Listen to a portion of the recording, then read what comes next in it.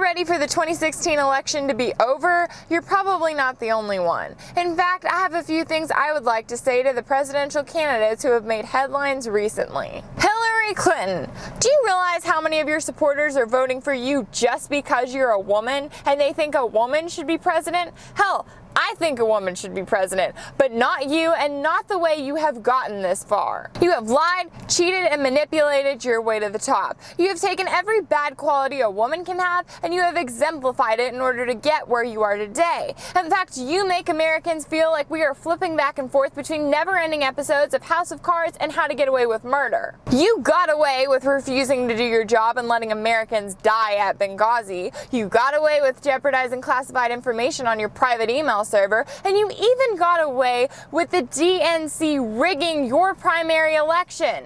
Are those things to be proud of, really?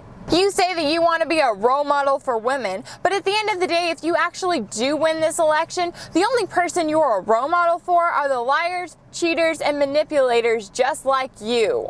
Gary Johnson, congratulations, you may not have made it to the first debate, but you did one important thing that makes you equal with the other candidates in the running.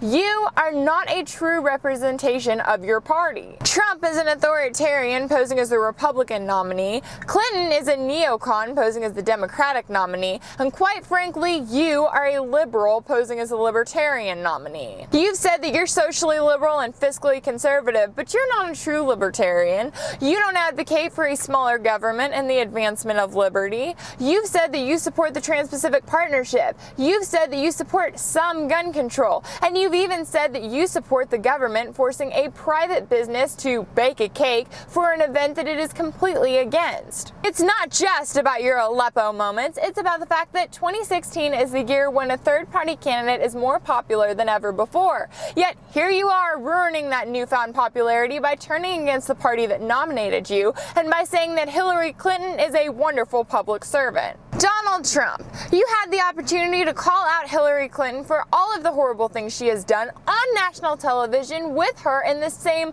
room. Do you know how many Americans would kill for that opportunity?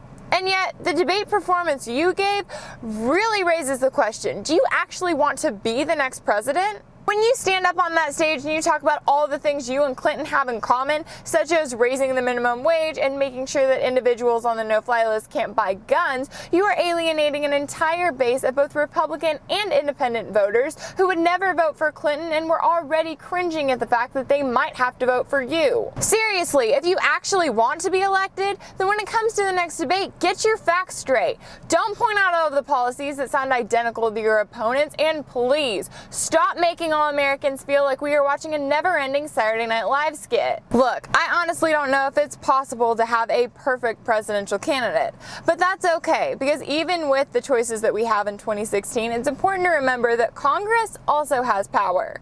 In fact, just last week, Congress reminded us of that power when they overrode Obama's veto for the first time. In fact, Congress even has the power to veto any of the president's executive orders. So in this crazy, ridiculous election year that is 2016, it's important to remember that the president is not an all-powerful being, and we should also be paying attention to the people who actually do make the laws.